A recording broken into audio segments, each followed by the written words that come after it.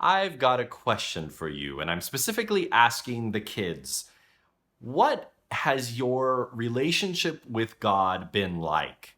Many people have used different illustrations to describe what their relationship with God has been like. I might consider my relationship with God to be like a frog. You like this frog? It's made of plastic, but it looks pretty cool, doesn't it?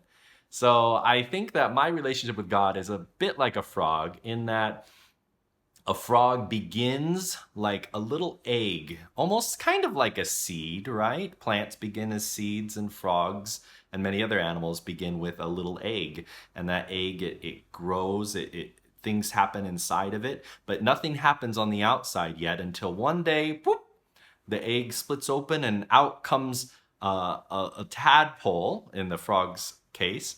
And so then the tadpole lives and grows and eats like mosquito larvae and stuff like that, although that's not part of my story.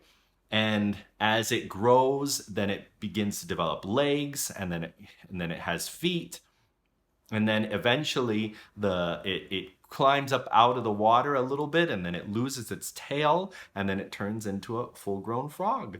And that's how frogs develop and grow over time. And when I think about my relationship with God, I think it started small. I think it started with stories. It started with things that were more just in my head. And then they started to branch out, and I started to go places with God. And then I started doing things for God. And then pretty soon I was having an adventure.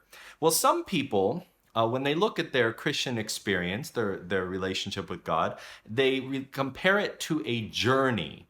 And we've got this book that we're talking about today, The Pilgrim's Progress. This is a DVD. This is a story that they've adapted from the book into a computer animated version. And I watched this film. They say it's a kid movie. There's some scenes that are pretty intense, but it's PG. It's rated PG. So if your parents say that you can watch it, then go ahead. And if not, don't worry about it. But this story depicts this man, and teacher Cynthia will explain more about the story. But he goes on a journey, and that journey represents our walk with Jesus in a very special way.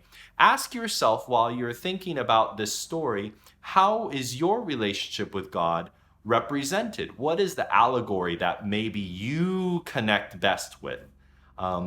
And so, as you're thinking about those things, we'll continue with the rest of our worship program. Thank you for this upcoming book discussion. I'm excited.